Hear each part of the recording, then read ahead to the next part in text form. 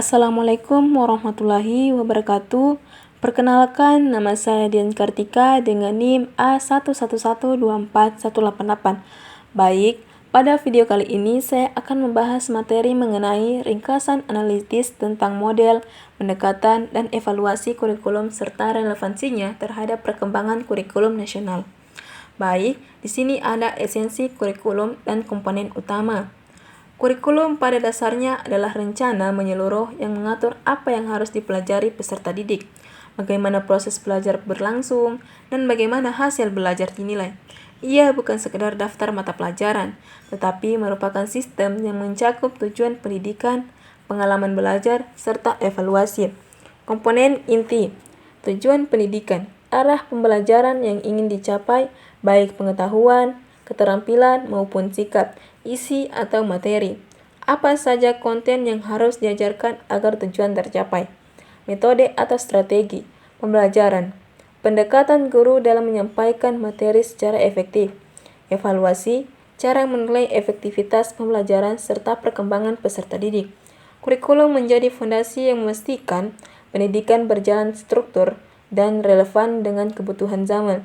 Ada prinsip dan pendekatan pengembangan kurikulum.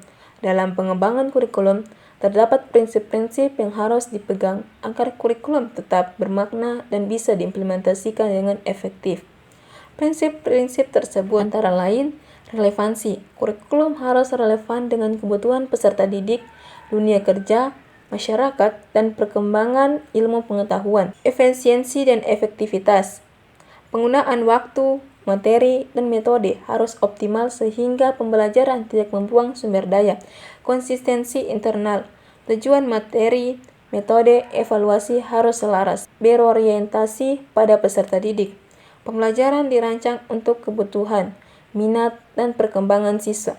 Pendekatan populer dalam pengembangan kurikulum adalah pendekatan berbasis kompetensi yang menekankan bahwa siswa harus menguasai kompetensi tertentu, bukan hanya menghafal materi. Ada juga model evaluasi kurikulum.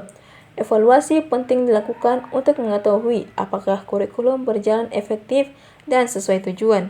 Beberapa model evaluasi yang umum digunakan antara lain model CIPP, konteks, input, proses, produk. Digunakan untuk evaluasi yang menyeluruh, melihat kebutuhan, perencanaan, proses pelaksanaan, dan hasil akhir. Model Taylor, fokus pada pencapaian tujuan, evaluasi menilai apakah hasil belajar sesuai dengan tujuan kurikulum. Model Stack, menilai proses dan hasil berdasarkan standar tertentu, sambil mempertimbangkan situasi nyata di lapangan. Evaluasi ini membantu pengambil kebijakan melakukan perbaikan atau pembaruan kurikulum. Ada juga sorotan terhadap perubahan kurikulum nasional 1947-2013. Perjalanan kurikulum di Indonesia menunjukkan bagaimana pendidikan selalu menyesuaikan kondisi sosial, politik, dan kebutuhan masyarakat.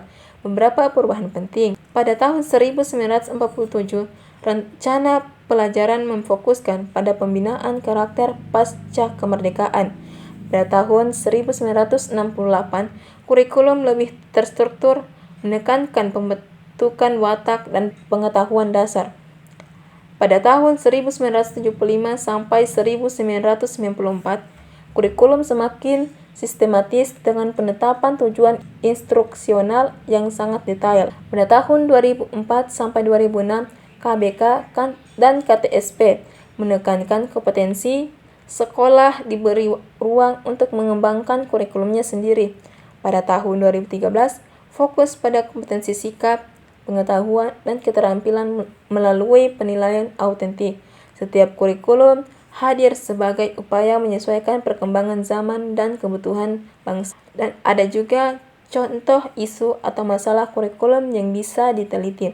Ada banyak isu dalam dunia kurikulum yang dapat dijadikan topik penelitian. Misalnya itu kesenjangan antara kurikulum dengan pelaksanaan di kelas. Misalnya karena keterbatasan guru atau sarana. Tantangan implementasi kurikulum 2013 seperti beban administrasi dan kesiapan pelatihan guru. Efektivitas pembelajaran berbasis kompetensi. Apakah benar-benar meningkatkan kemampuan siswa? ketidaksesuaian materi sekolah dengan kebutuhan dunia industri, pengaruh teknologi terhadap implementasi kurikulum terutama pasca pandemi. Isu-isu ini sangat relevan dan sering muncul dalam penelitian pendidikan. Baik, kesimpulan pada materi tersebut, kurikulum adalah inti dari proses pendidikan. Ia menentukan arah pembelajaran dan membentuk bagaimana peserta didik berkembang.